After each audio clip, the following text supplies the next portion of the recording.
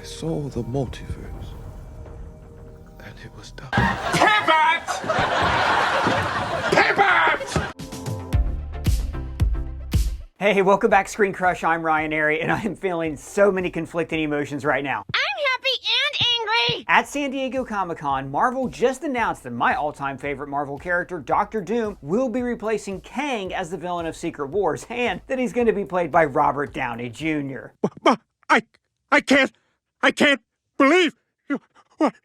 Dark does a spit take. I know, right? So we're going to break down all of the SDCC footage and announcements, the Fantastic Four footage, and then me and Colton Ogburn are going to explain the return of Robert Downey Jr. and the Russo brothers and what that means for Avengers and the future of the MCU. So the panel began with Feige and friends bringing out the cast of Captain America: Brave New World. Feige called it a return to the grounded aspects of Winter Soldier, which is awesome. Captain America's stories are vital to the MCU because they show us the street-level, human elements of the franchise. Harrison Ford playing the President also seems like a throwback to 90s political thrillers of his like Air Force One, Patriot Games, or Clear and Present Danger. Now, Harrison Ford was also there, and he said that he took on the role because he saw all these other actors in the MCU and he wanted to have some of that fun too. They also revealed that Giancarlo Esposito is not playing G.W. Bridge, as some leakers suggested. He is playing Sidewinder, the head of the Serpent Society. Now just say what now? So in the comics, the Serpent Society is a group of snake-themed Captain America villains. In fact, Marvel originally teased us and said the title of Captain America Civil War was the Serpent Society. Now, one of the most notable things about this group is one of their members was the villain turned hero Diamondback, who became Steve Rogers' love interest for years in the comics. But the big reveal of the panel was finally showing Harrison Ford hulking out, both on stage and in the footage. There was footage of President Ross at the presidential podium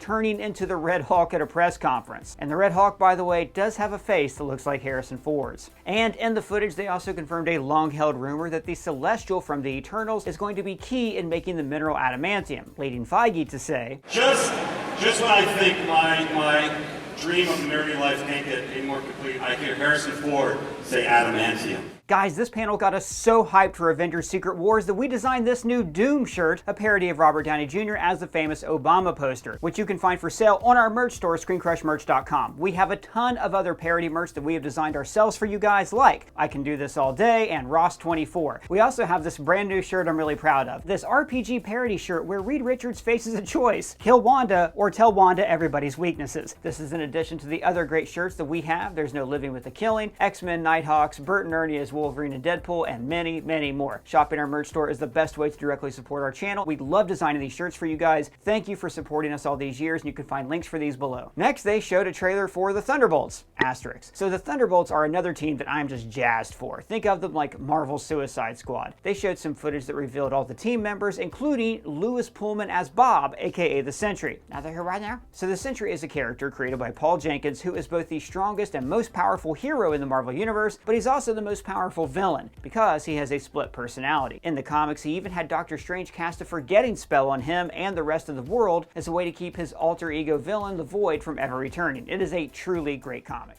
But this movie is going to be focused on bringing together all of these misfits and former villains, like Bucky, Red Guardian, oh, and by the way, David Harbour appeared at the panel in full costume, Ghost, who also has a new costume, US Agent, and Taskmaster. But as Sebastian Stan said at the panel, Florence Pugh's Yelena Belova is the standout of the story, which is awesome because I love that character.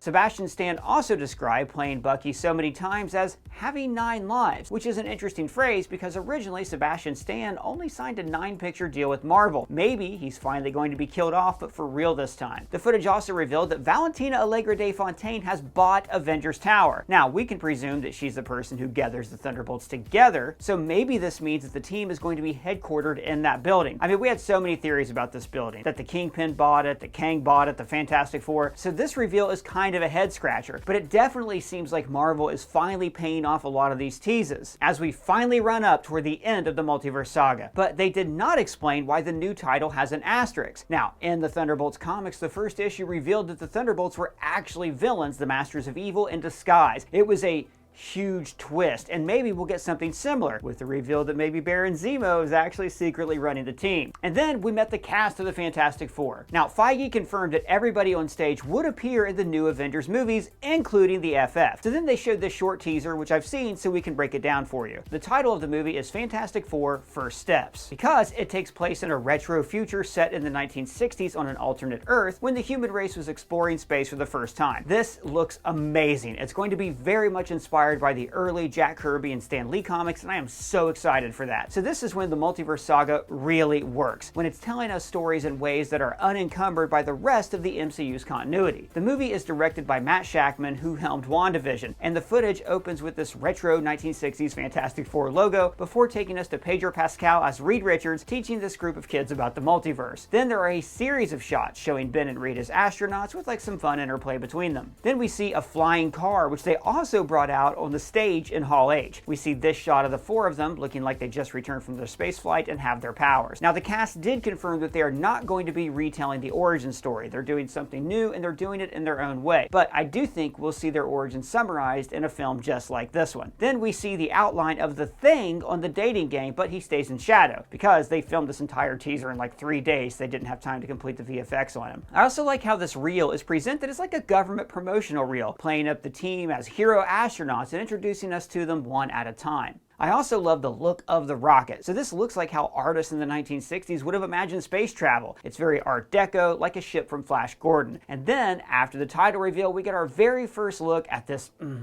Kirby-accurate Galactus looking at a skyscraper window. So this is actually an early animatic that they developed during their Viz Dev process, which is why they had it ready to go, even though they only started filming a few days ago. Remember, the last time we saw Galactus on screen, he was a cloud.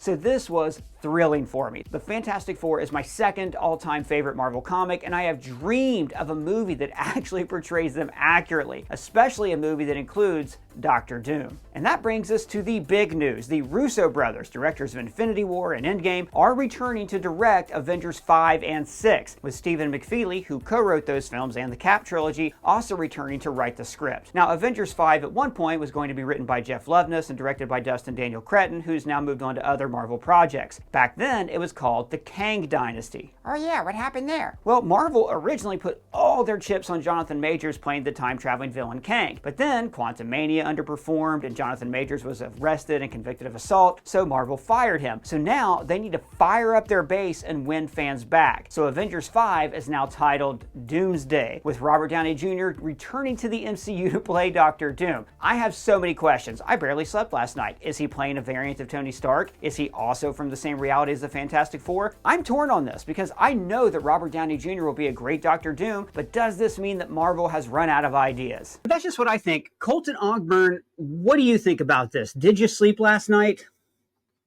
Not much. Yeah.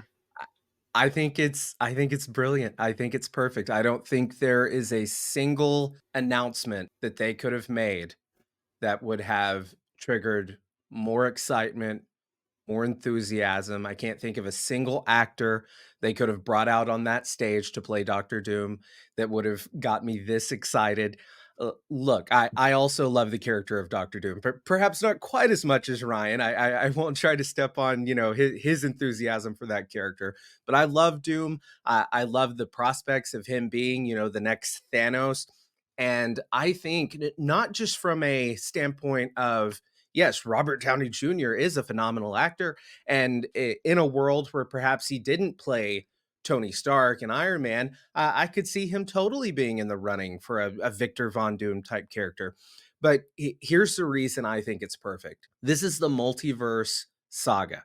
And the theme of the multiverse saga is choice and how decisions that you make can alter the very fabric of time and reality and change everything. And I know we're going to talk, about the logistics here in a second of what this means, but I think it is perfect to have the big bad of the multiverse saga be a version of the big hero from the Infinity Saga and drive home that theme of how choice and decisions that are made can change everything. And so I think Doom is going to be a variant of Tony Stark. I think that is absolutely perfect. and I think it serves the story really well. Okay, so I do want to talk logistics in a second, because what you just said about Victor Von Doom being a variant of Tony Stark absolutely shakes me to my core, and I kind of hate it. But I only hate it as somebody who loves the comics, and I want to see. The thrill for me has always been I get to see the comics on screen, right? I get thematically that is a really good thing, and I don't want you guys to think like I think this is the worst thing ever. It's not the worst thing since Greedo shooting first. It is something I'm conflicted about, which again, I want to tell you everything, all the doubts that I'm having in just a second. But first, Colton, I agree. This is extremely exciting. I mean, you talk about a shakeup, right? The multiverse saga, what can we say that Deadpool hasn't already said straight to Marvel's face? It was listless. There was too much. The special effects started to look cheap. Everybody was stretched too thin. We didn't have an Avengers team up. They were peeling fans off. I think the hardcore fans, we never left. We were, expected a lot out of the multiverse saga, but maybe we're disappointed by certain things like Secret Invasion or some other missteps they took. But we were always waiting for them, right? And then they came with this. So you're right. There's nothing they could have done that would have possibly gathered as much enthusiasm. But you're right that it is like the thing we talked about earlier about the Fantastic Four, right? If you're going to do the Fantastic Four and you're going to do the multiverse, do it the way they're doing it, right? The whole point of the multiverse saga isn't to be like, here's John Krasinski as Mr. Fantastic. That's fun for a cameo, but it's, hey, what about a world that is like an alternate 1960s? Wouldn't that be fun? It's the same thing DC already realized with the Joker. So in that way, I think they're finally starting to see the value of the multiverse saga beyond just cameos. But you brought up logistics, right? So logistically, do you think he's going to actually be Victor Von Doom, Monarch of Latveria? Logistically, I think and I don't know if you disagree with me on this, but I think there's zero chance that he's not a Tony variant. Now, to what that means in terms of is he going in his universe going to have had the name Tony Stark, or has he always been Victor Von Doom? To make a comparison to Deadpool, spoiler alert for Deadpool and Wolverine. Big spoiler alert for Deadpool and Wolverine. If you haven't seen it, we're about to spoil a really cool cameo in it. So we see Chris Evans as the Human Torch. And what that means, in canon is just that I guess Johnny Storm and Steve Rogers happen to look like the same person, I guess, in the multiverse. But I don't think that's the... But, also Deadpool notices this, right? Deadpool points it out, but it's not like everybody else notices it, because that could be part of a fourth wall break as well. Yeah. Right. I think for this, he's 100%, no doubt, a variant of Tony Stark. I think that when I think Peter Parker is going to see him and think, Mr. Stark, it's going to be a thing. So in terms of the name Victor Von Doom, that's a great question. I really don't know. I'm curious to see where on the timeline this character went off, because I think with Tony Stark, there are several times throughout the MCU, Age of Ultron being a good point, Iron Man, of course, being a good point, Iron Man 3, where Tony Stark could have went a very different direction. He has great quotes like, very true. I see a suit of armor around the world. I think that this character, and Ryan, I totally get your concerns about wanting them to just do a proper Victor Von Doom, but I really think that this might be a way to service that character, because Doom, and it depends on the rendition of the character, but he doesn't see himself necessarily as the villain. I think that this version of Doom is going to be a version of Tony who just went a different path, but still has the same noble intentions of saving the world, just from a very different perspective. I don't think this is a Tony Stark. Doctor Doom, which is Doctor Doom, by the way. Yes, like that is what makes him great. Yeah. I don't think this is a Tony Stark that never grew up, never matured or anything like that. I think it's definitely a Tony Stark that grew up, matured, got his conscience, but just went a different way with it, has very different intentions. I think it would be a Tony Stark who was forced to grow up way too early, because that's really what defines Doctor Doom. I mean, Doctor Doom's family, just to give you guys a rundown on this, like if you only ever watch the movies, you're like, Doctor Doom, that guy from Rise of the Silver Surfer and the dude from, who was a hacker in 2015 Fant Four Stick. So Doctor Doom in the comics, right, has this, he's like Magneto, has an incredibly tragic backstory. He was a Romani traveler in Europe in a country called Latveria, brilliant from a young age, but his people were persecuted by the government. And long story short, his mom sold her soul to the devil, et cetera, et cetera. But even from a young age, there's a great comic book we were just talking about called The Books of Doom. Highly recommend it. From a young age, he realized he was smarter than everyone else. So he worked hard to get his family out of this, to save his mother's soul from hell. He, worked his way up, went to university in New York, and then had this tragic accident that he blames Reed Richards for. And then afterwards, he goes on this sojourn to the mountains and meets these monks who worship him. And his ego starts to really kind of validate himself. And he wears this suit of armor because he thinks he's so important and special, he can never truly touch the world. Takes over Latveria, runs it as a dictatorship, but like it's also kind of a utopia. And then, of course, he fights the Fantastic Four and is always at odds with Reed Richards. So these are certain things that, for me, are inherent in the Doctor Doom that I know from the comics, right? And, of course, he starts off in the comics as like a mustache-twirling bag of curse you, Richards, and that kind of stuff. And over the years, they added layers and nuance. He's also somebody who is very much like the Tony Stark of the MCU.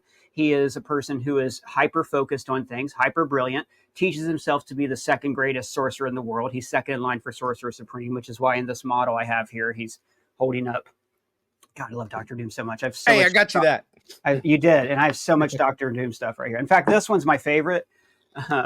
This one, the mask comes off. I love that one. Yeah. Yeah, and when the mask comes off, you see that his face isn't scarred. He's just got a teeny tiny little scar on it. But for Doom, such an imperfection means you have to hide his face forever.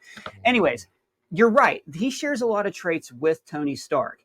And I think the only way this works is if he's a Tony Stark variant. Because if you're going to tell me that like Howard Stark's ancestors became Romani travelers and he grew up in, but then I'm like, okay, so that's cool for the MCU. And it really is an indication that the MCU is its own thing and they're no longer trying to adapt comic books. Because sometimes when they do adapt comic books like Secret Invasion, it just didn't work out. And I think you make a good point that one of the key differences between this variant and the Tony we know could be that this is a Tony that was not as privileged as the Tony we know, didn't grow up with the same privilege and, become inherit, a lot of his wealth and whatnot from his father. That this could be a Tony Stark, like I said, in the multiverse with just a very different outlook on life, perhaps did not have the same luxuries to look at things in a more cushioned sense, not to be like political on it, but we did see Tony Stark become a little bit more like small L, like liberal and a little more like compassionate, and things like that to the world. If this version of Stark is more war torn and had a hard life, it just perfectly plays into the theme of the multiverse and showing how different things can completely reshape who an individual becomes. Yeah. So we cut to the early 1970s, right? The Stark family's in a jet flying over Europe. The plane crashes into the mountains. Tony's the only survivor. He is adopted by the Von Doom family. Or maybe he comes from a universe where America fell for some reason, where he did grow up in America, but not the America that we know, and they can really take advantage of the multiverse saga.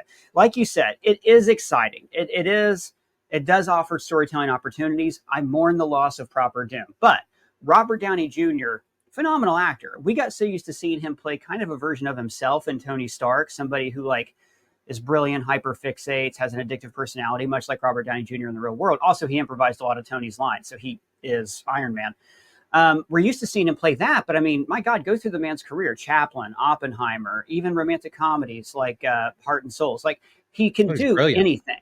Yeah, he can do anything. And you're right. The idea of him being that evil version of Tony, what he could have become, is fitting. However, this is kind of like you're a Palpatine to me, because it's a moment where we go, all right, I can see the strings here. If you want to play it cynically, and this is devil's advocate for all you people in the comments. If you want to play it cynically, they were like, we're doing the multiverse, so we have to do Kang. Jonathan Majors, Yale-educated actor, Juilliard, I can't remember where he went. Anyways, great actor. I thought he gave a good performance in Quantumania and Loki, and then obviously Quantumania bombed. And the rumors are they were looking to replace him even before his arrest and conviction. So it's obvious they had to replace him, but it's not just that they replaced the actor, they replaced the character. They completely changed course. They took the writer and director off the movie and they went back to the well with the Russos. And oh my gosh, I think it was McFeely, right? Not Marcus, that they hired to write the movies. Yes. I Yes. believe that's what I just said earlier. Yeah. There's a lot going on. So in a cynical way, you can look at this and say, well, they're out of ideas. Yeah, they're going back to what works for them. They're bringing up actors. Again, I'm playing devil's advocate. They're bringing back Hugh Jackman. They're bringing back Tobey Maguire because they know, and it seems like short-term gain hurting long-term gain. You know what I mean? Like they're hurting themselves long-term by not simply slowly introducing people into the same shared universe. What do you say to that? Well, to play devil's advocate to that, I appreciate the humility.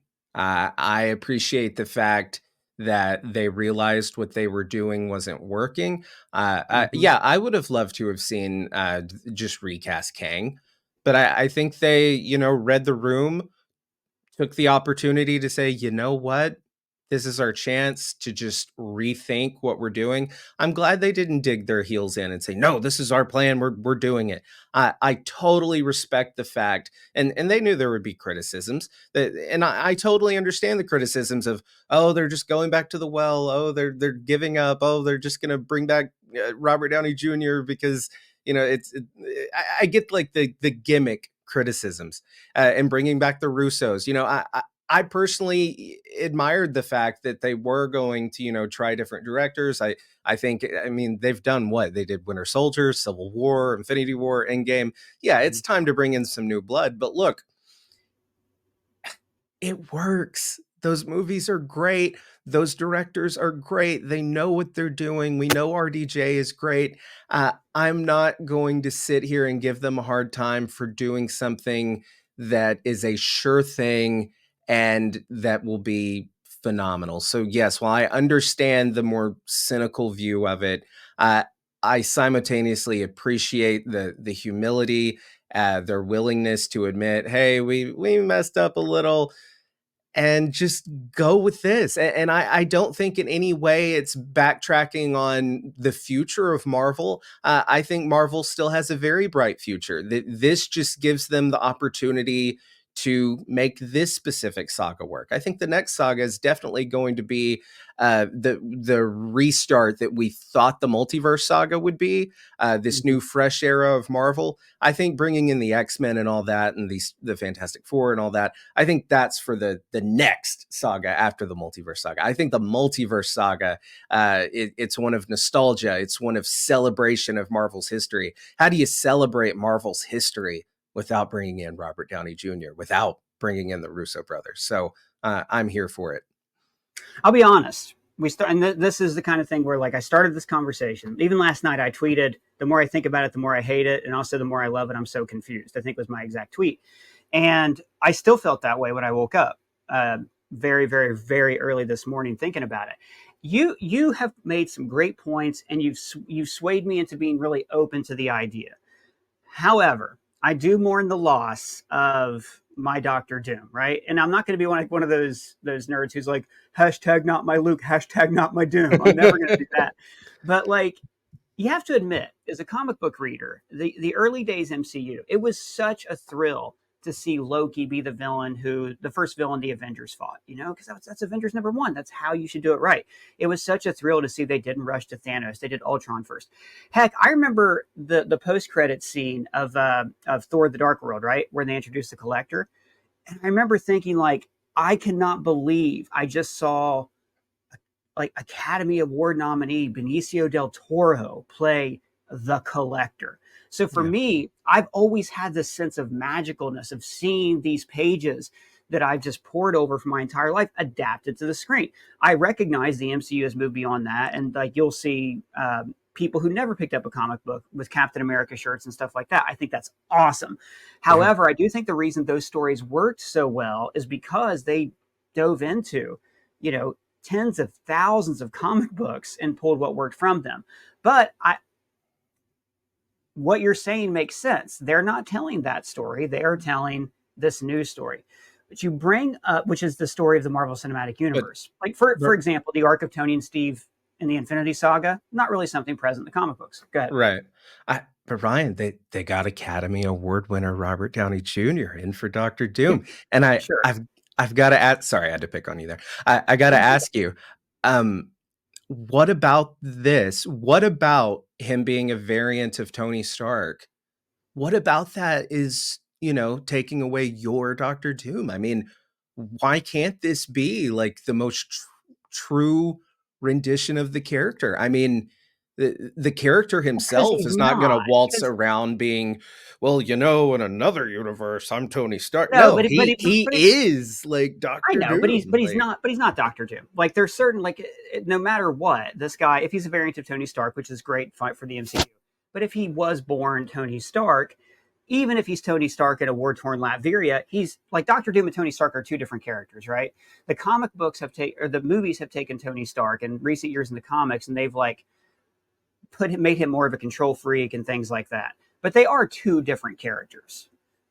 Like they just fundamentally are. There are certain aspects like Tony never had the arrogance, even at his worst. He never had the arrogance of Doctor Doom, because when Tony was at his worst, his most egotistical, he never thought, oh, I can save the world by controlling everything, right? Now he had elements of that. I know what you're going to say. He has elements of that. But for Doom, there's a violent glee in doing this, right? Doom sees violence not as an unfortunate alternative, but as a means to an end. Yes, and I mean, we might be getting into semantics, in terms of, oh, he is or he. I think for me, I feel like you're making my point. This can be that Doom. Like this version of Doom can be that Doom. He's not Tony Stark. He's not Iron Man.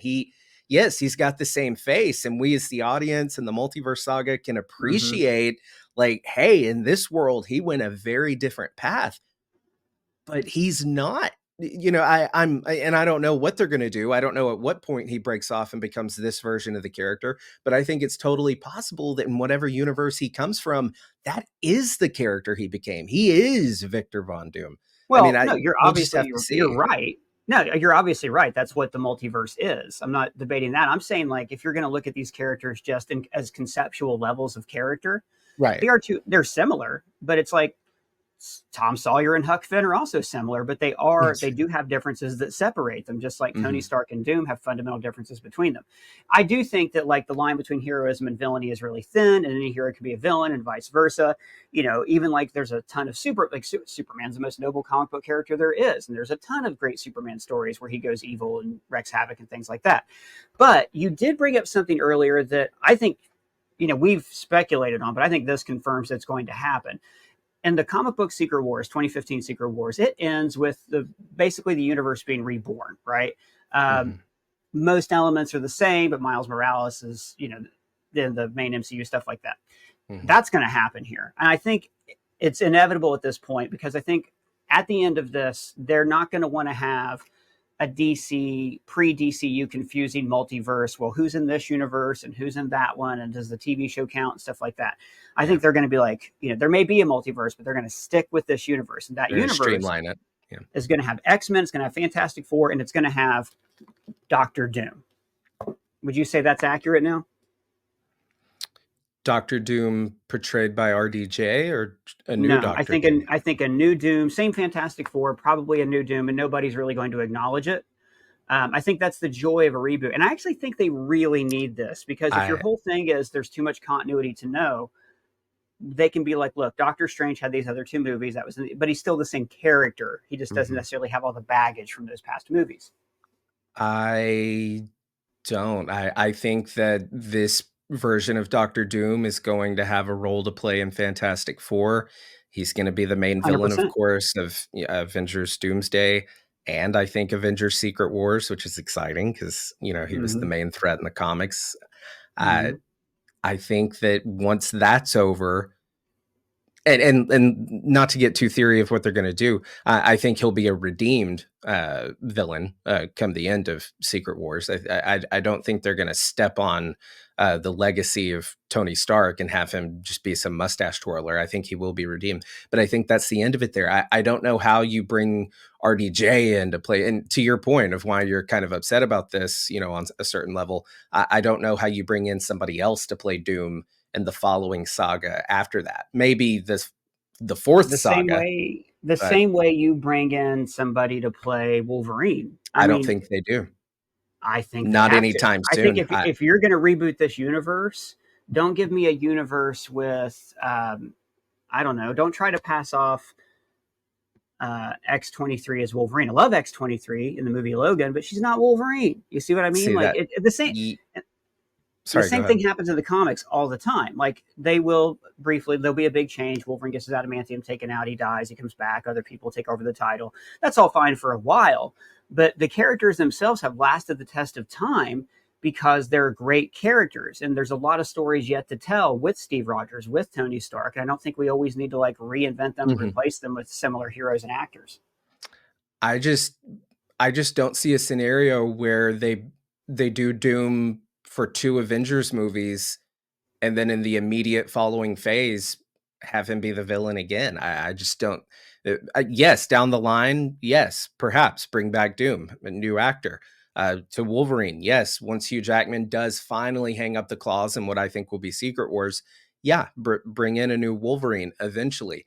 But I think there is some breathing room that's going to be had between Secret Wars and the following phase. And no, 100%. Yeah. Yeah. Yeah, I definitely think so. I don't think they're going to have him in the next movie, but maybe in Fantastic Four 3, Doom might come back as a new actor. Or maybe Robert Downey Jr. will want to keep doing it. Perhaps. And he's pretty old. How old is he? He's in his 60s now, right? Close, if not, yeah. Yeah, I mean, but he looks good, so maybe who they can have Paul Rudd be Dr. Doom. Yeah, of course. All right. Well, look, I started off this conversation feeling very much one way, and I will admit you've shown me how this is a very exciting move for them to make. I still think it's a little gimmicky, but I'm embracing it as somebody not as a comic book reader, but as somebody who can see the arc of the Marvel movies.